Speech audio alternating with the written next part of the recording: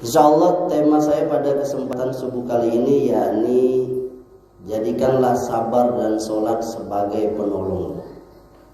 Allah berfirman, wasta'inu bis sabri was sholat, innallaha ma'as sabirin. Kata Allah di dalam surah Al-Baqarah ayat 153-154 itu, jadikanlah sabar dan sholat itu sebagai penolong kamu. Sesungguhnya Allah bersama orang yang sabar. Berarti seorang muslim itu, ayahanda, ibunda, dia harus memiliki sifat ini. Sifat sabar ini sifat yang sangat agung. Dia tidak diberikan oleh Allah melainkan kepada orang-orang yang sangat beruntung. Sabar ini sifat yang mulia. Bahkan dikatakan oleh Nabi SAW, sungguh baik seorang muslim itu kehidupannya apabila dia diberikan kenikmatan, dia bersyukur. Apabila dia diberikan cobaan, dia bersabar. Lihat agama kita itu. Karena kita itu beredar dari satu yang berlawanan. Sehat, sakit, enak, enggak enak, kaya, miskin, lapang, sempit, betul? Iya. Maka kita tuh beredar di situ aja, tiap hari kita bersyukur, bersabar, bersyukur, bersabar. Oleh karenanya banyak ayat, bahkan para ulama mengatakan seperti An-Nawawi di Riyadhus Shalihinnya di bab sabar itu, kitab sabar itu. Syekh Salim bin Id juga yang mensyarahkannya itu. Mereka mengatakan lebih dari 30 bahkan sampai 70 ayat yang berbicara tentang sabar itu di dalam Al-Quran ayat. Ini menunjukkan bahwa sabar itu sangat diperlukan dalam kehidupan sehari-hari. Oleh karenanya seorang muslim dia wajib memahami lalu mengamalkan sifat sabar itu dalam kehidupan sehari-hari itu. Kalau kita lihat tentang sabar ini, ya, para ulama membagi menjadi 3 bagian, yakni kapan kita bersabar itu. Semisal yang pertama, ulama membaginya yakni sabar ketika kita melaksanakan perintah Allah. Jadi di dalam melaksanakan perintah Allah itu mesti sabar. Di dalam menuntut ilmu butuh sabar. Lama menuntut ilmu itu. Orang bisa bahasa Arab, bisa baca Quran, ya, itu proses yang lama, nggak bisa simsalabim abda nggak bisa. Deddy Kobuzer juga walaupun tukang simsalabim ya nggak bisa, harus lama. Kalau dia belajar baca Quran juga harus lama. Walaupun sekarang para ulama membuat metode bisa baca Quran itu agak seperti Kiai Haji Sa'ad As'ad Humam dengan buku Iqra-nya itu, subhanallah berapa ribu juta orang mungkin bisa baca Quran dengan cepat, 6 jilid gitu kan. Itu sangat membantu kami itu para guru-guru TPA, TPQ. Tapi yang jelas semuanya mesti sabar kita itu. Lama nuntut ilmu itu. Sebagian jamaah melihat kok ustadz itu bisa ya menerangkan ini ayat ini. Ya karena dia lama prosesnya. Bukan hanya ustadz. Jadi saya kadang mengajari kita tuh, kita nggak perlu kita kagum berlebihan kepada orang itu. Nggak perlu, karena itu karunia Allah kepada dia. Karena semua kita memiliki itu. Coba lihat orang-orang yang biasa ngangkat semen 50 kilo itu. Biasa aja coba ya Anda angkat. Kenapa? Karena dia setiap Tiap hari. Orang bikin rumah, tukang itu, coba kita kalau tidak rubuh, minimal miring. Kenapa dia bisa? Karena setiap hari. Orang bikin martabak itu, sak. Atau orang yang jualan rujak, coba gitu. Kalau udah terpotong jari itu. Kenapa? Karena dia setiap hari. Jadi sebenarnya nggak ada yang kita kagumi.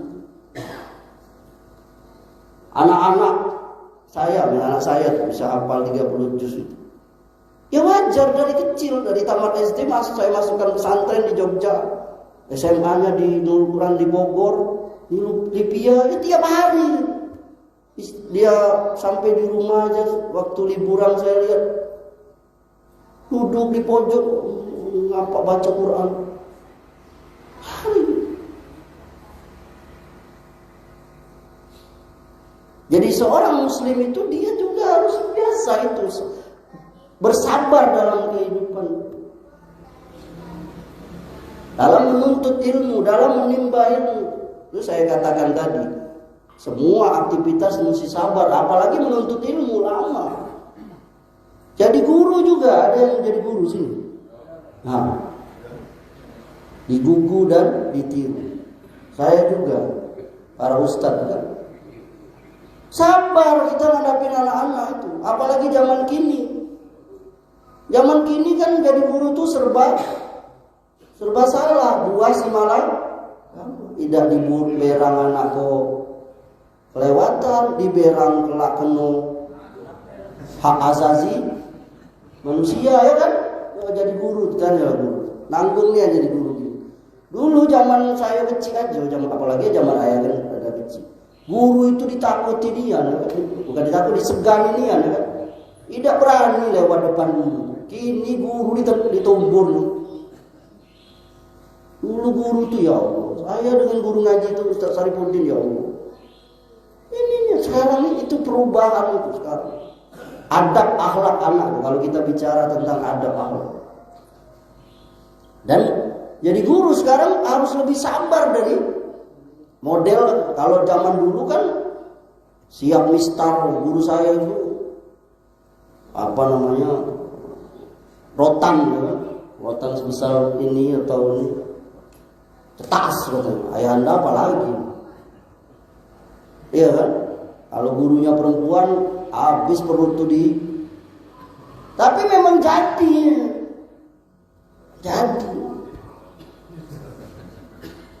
Saya tahu ayahanda ini sempat dengan menjalani yang batu tulis, ya, nulis di batu.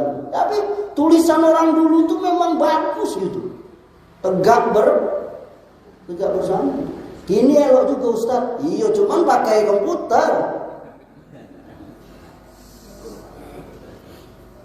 Ijazah sekarang kan beda dengan ijazah dulu. Ijazah dulu ya kan elok nian tulisan itu. Kini elok juga, cuman diketik. Itu proses lama.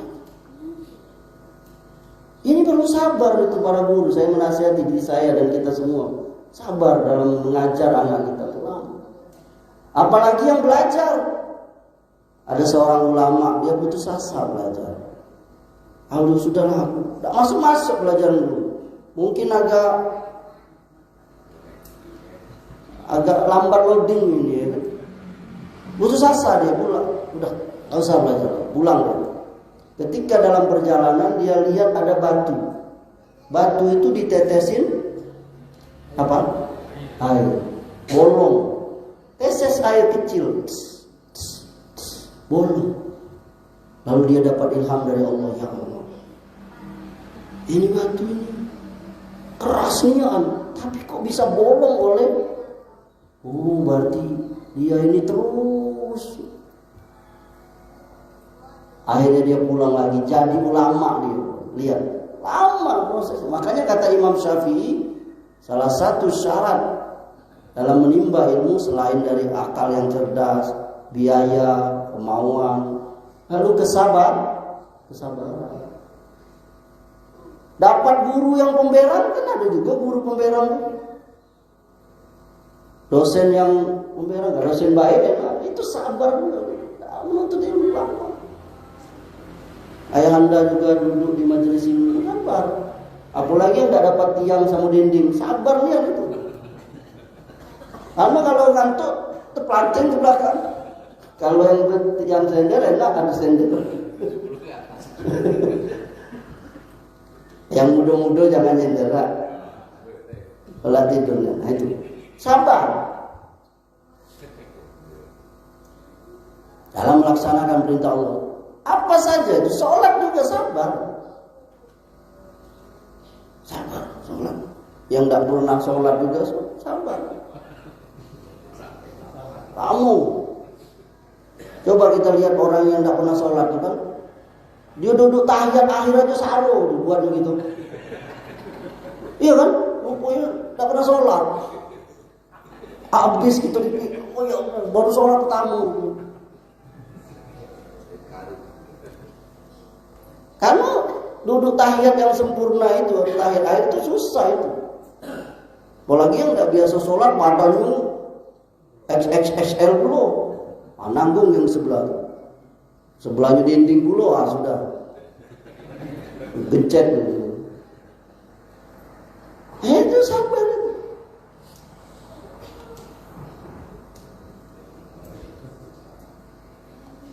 Puasa, sabar puasa. Nunggu azan maghrib. Jangan nekat bikin azan dewe. Jam berapa itu maghrib? Jam 6 lewat 15. Jam 18 lewat 15. 18 kurang 15 pecinya azan dewe. Oh. Itu tidak sabar. Puasa mengajari kita sabar. Tunggu nanti azan maghrib. Sabar dalam melaksanakan perintah Allah. Yang kedua, sabar dalam meninggalkan larangan Allah. Ini mesti sabar ini. Orang yang biasa meninggalkan sholat, lihat. Lalu dia terbiasa sholat. Kan proses itu lama. Apalagi sholat subuh. Saya sering dicurhati jamaah, Ustaz. Macam mana cara bisa bangun sholat subuh itu? Ya kan? Ayahanda ya Allah beruntung niat. Ayahanda bisa bangun subuh itu nikmat dari Allah ya Anda. Banyak orang yang tidak bisa. Padahal tidurnya dari jam 7. 8, 9, 10, 11, 12, 1, 2, 3, 4, 5, 10 jam. Payah bangun. Padahal bekerlah 7. Itu ada pelajaran panjang. Bagaimana cara supaya bangun subuh. Niat yang besar, niat yang kuat, terus menjaga pandangan, makanan. Kalau makan 3 piring sebelum tidur ya litak usus itu pegawai. Prosesnya itu sabar. Orang yang bisa sholat bangun subuh ke masjid itu hidayah dari Allah. Karena banyak orang yang bangun jam 8 muslim loh. Habisan. Ustaz saya juga tidur tapi bisa sholat subuh di masjid, berarti tidur sampai jalan. Ada? Tidak apa-apa. Anak kita didik sholat kan? Kadang sholat pun imam salam itu masih tahiyat. Saya dulu waktu nyantri dulu di pesantren kan diajari sholat malam itu. Ada kawan saya sholat tertidur lagi tahiyat, dibiarkan aja kawan di tengah-tengah. Kami lah sahur. Ya Allah, kalau ingat masa belajar dulu, nikmat tidur. Sama, ya kan? Sabar dalam melaksanakan perintah Allah tuh, dalam meninggalkan larangan Allah tuh sabar. Coba kita lihat dulu orang yang meninggalkan riba. Ada seorang yang bekerja di lembaga ribawiyah. Dia dapat hidayah. Dia baca, dia pelajari buku, dia tahu dari ustaz. Ternyata riba itu Yang paling rendah itu dosanya itu seperti berzina dengan ibu dewe. Dapat hidayah, dia berhenti, ya Allah. Dulu dia kerja gagah pakai jas, pakai dasi, ruang AC, mobil masih, gaji besar. Istrinya bisa beli apa ibunda? Eyek sadu apa? Eyek sadu yang untuk nilai ini. Eyek sadu dah. Udah tahu lah pokoknya itu kan. Yang untuk mengkilatkan muka tuh. Lah tahu-tahu dia dapat hidayah. Jualan bakso. Mending bakso yang gedang tuh, bakso kecil-kecil tuh nah. Pentol. Ya Allah. Kuat dia, sabar. Pakai handuk kecil tuh, panas-panas. Untung berapa lah cuma 50.000, 100.000, banyak. Tapi ngiringnya tuh kan tidak mau berobat tuh jalan dewe.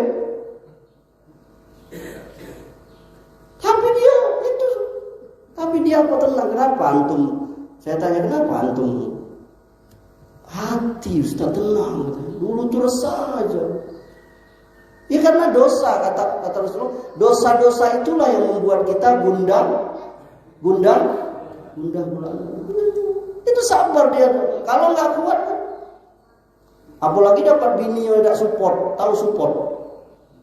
Support tahu ya kan? Tidak memberi semangat kepada lakinya.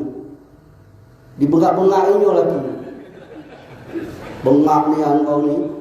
Sudah pegawai enak-enak. Berhenti. Jadi laki aku kan. Coba. Macam mana nak jawab? Tidak baca nyalainnya, memang dia biasa itu. Biasa. Tengok muka mulai hitam kan. Biasa dibelikan whitening apa-apa. Tak tahulah saya.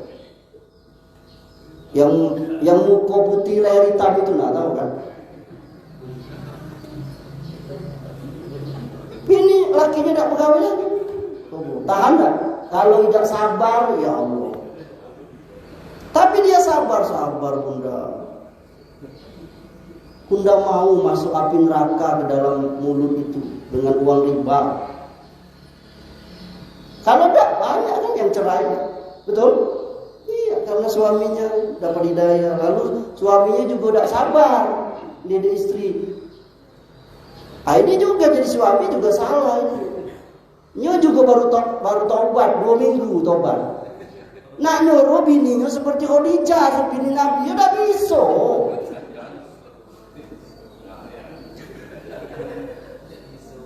Jadilah kau Khadijah, kayak bininya kau Muhammad enggak?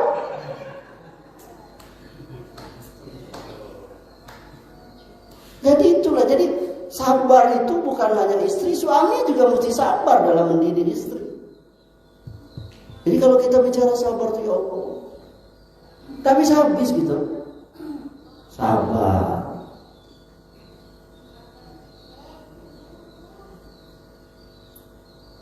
Saya dulu pernah di Jakarta masih belajar, baru punya anak 2, baru punya anak 2. Saya baru dibelikan motor oleh adik saya. Saya ingatnya tuh tahun 2006 apa 2005. Motor Jupiter Z, tahu? Hellonya tuh warna biru. Lampunya tuh hellonya. Saya sayang itu. Rasulullah saya pakai tidur dulu, ajak tidur. Saya ini ada orang pesan dari Bengkulu buku. Lalu saya bawalah itu ke toko buku. 15 menit pertama saya keluar, alhamdulillah masih ada motor saya. Masuk lagi saya.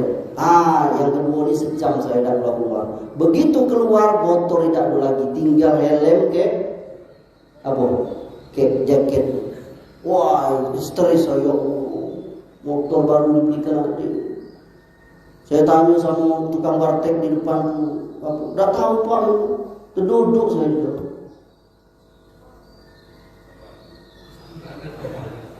Untuk tak berguling-guling, langsung saya telepon istri saya. Istri saya, innalillahi wa inna ilaihi raji'un. Di mana kakak? Di sini. Kebetulan dekat juga kan toko buku dari rumah ngontrak di Jakarta. Datang istri saya nangis. Apa jawaban istri saya? Sabar Kak. Dulu kan gitu juga tidak punya motor. Alhamdulillah, tidak salah saya milih bini saya. Coba kalau dapat bini cak tadi. Malah kamu nggak kawin Kak. Motor baru, nggak tahu motor baru, cuma diselimut, digembok, digempat pakai tali, kasih alarm, panjang itu. Mukodimanya belum isi ceramahnya, mukodimanya panjang. Cak saya tadi kan panjang mukodimanya. Coba. Dapat cak itu kan, ya salah deh, ngapa cari bini yang cak itu? Saya alhamdulillah itu dapat bini cak itu. Iya sudah lapor aja ke. Setelah saya lihat, ya Allah rupanya bukan saya aja, ada 3. Yang seorang itu lebih sedih lagi, motornya lebih mahal. Itu sabar dalam meninggalkan larangan Allah. Oh lihat, saya ingin memberi contoh kesabaran orang yang masuk Islam, mu'alaf. Kalau dia tidak sabar, ya Allah. Coba kita lihat kawan saudara-saudara kita mu'alaf, dia masuk Islam, ya kan? Ujiannya apa? Ayahanda ibunda di embargo keluarganya, ya kan?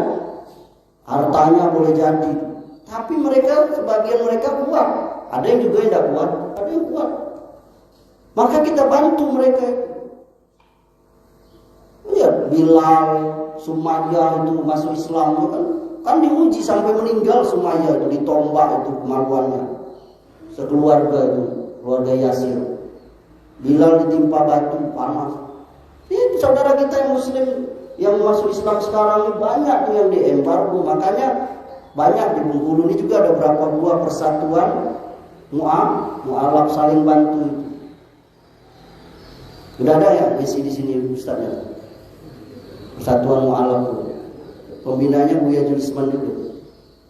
Itu mereka memang butuh semangat dari kita, karena mereka ujian sabarnya. Biasanya hidup enak dari orang tua, dibantu tapi masuk Islam dimusuhi. Yang ketiga, tadi yang pertama sabar dalam menjalankan perintah Allah. Yang kedua sabar dalam meninggalkan larangan Allah. Yang ketiga sabar dalam menerima musibah. Tadi ayat selanjutnya itu.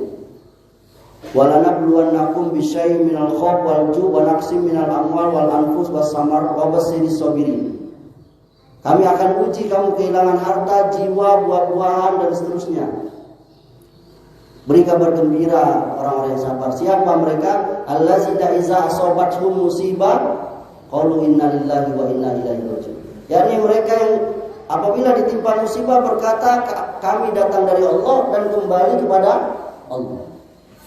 Lihat orang ditimpa musibah itu, ada yang bertahun-tahun membangun rumah, dikit-dikit biaya, tahu-tahu begitu jadi musibah kebakaran. Kalau nggak kuat bisa kurang seon, ya kan? Harta ini yang Ustaz, iya kalau nggak sabar. Sampai ada ulama itu, saya lupa namanya, dalam ilmu hadis, dia waktu kitabnya ada itu, dia sehat ini ingatannya. Suatu ketika kitab buku-bukunya itu terbakar, jadi stres dia. Sampai riwayat hadis sesudah kitabnya terbakar itu para ulama menolaknya. Lihat, karena kuatnya goncangan itu sampai. Ya kami kitab itu, buku itu seperti tentara senjata itu. Kalau nggak ada kitab, matiku. Nah, ini ujian, musibah itu. Dan musibah itu ada dua lagi tingkatannya, yang disebabkan karena Allah Ta'ala saja tanpa ada peranan orang, dan ada peranan orang. Nah, yang peranan orang ini berat, ini lebih berat. Saya ambil ilustrasi. Yang pertama, musibah tanpa ada peranan orang lain. Ada orang baru beli mobil, beli motor baru nih, lalu dibawanya jalan.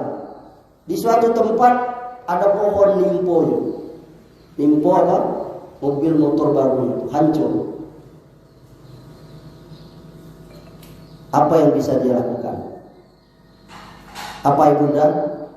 Sabar tulah. Suko atau tidak suko, mau atau nggak mau, ujung-ujungnya sabar. Nah, berangke siapa? Berangke pohon tuh ditendang, pohon tuh ada patah puluh kaki. Sabar tuh lah. Beda keadaannya kalau ada orang dia lihat ada yang megang gergaji atau kampak. Ternyata pohon itu ada yang merubuhkan. Nah, ini tingkatan sabar yang lebih tinggi lagi. Kenapa? Karena ada peranan manusia di situ. Paham? Makanya ini sabar dimiliki oleh para nabi. Lihat, Nabi Ulul Azmi itu 5. Nabi Nuh, Ibrahim, Musa, Isa, apalagi Nabi Muhammad. Itu sabarnya ngadapin kelakuan manusia itu. Nabi itu dilempari, ditoip berdarah mukanya. Lagi sholat disiram jeroan untu. Sabar, anaknya yang marah. Kalau kita kan, oh kamu nih lah yang bikin rubuh ini kan. Karena sifat manusia itu membela dirinya. Tapi orang yang sabar enggak. Saya kasih contoh satu lagi.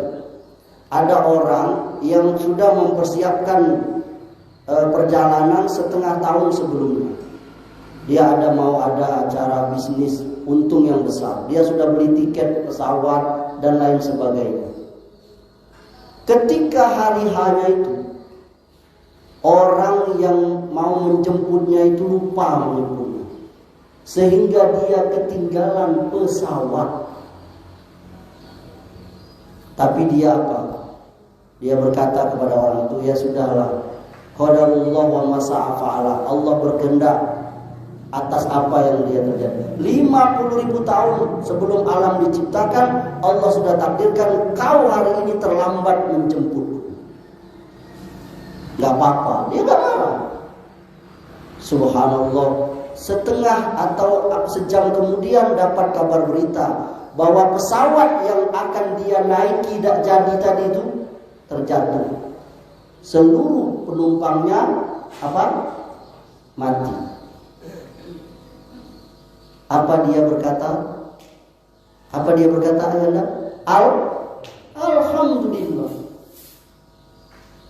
Mungkin kalau bisa sudahlah terlambatlah kau terus. Kalau perlu mungkin dikasihnya penghargaan, untunglah kau terlambat. Akhirnya berubahlah sabar dia menjadi syukur.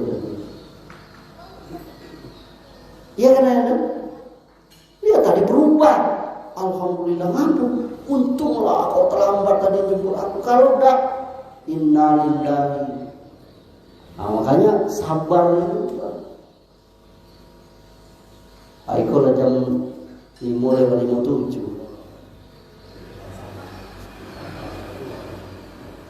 Belum masuk sholat itu. Sabar Ustaz Amri. Kebagian saya kan. Sabar ya, enggak tunggu ya. Jadi kayaknya harus manggil saya lagi kayaknya. Tadi kan janjinya sabar dan sholat. Itu baru sabar, sholat belum.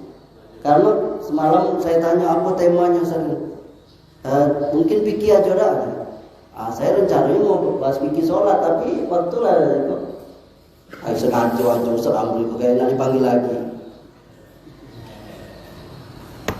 Macam mana?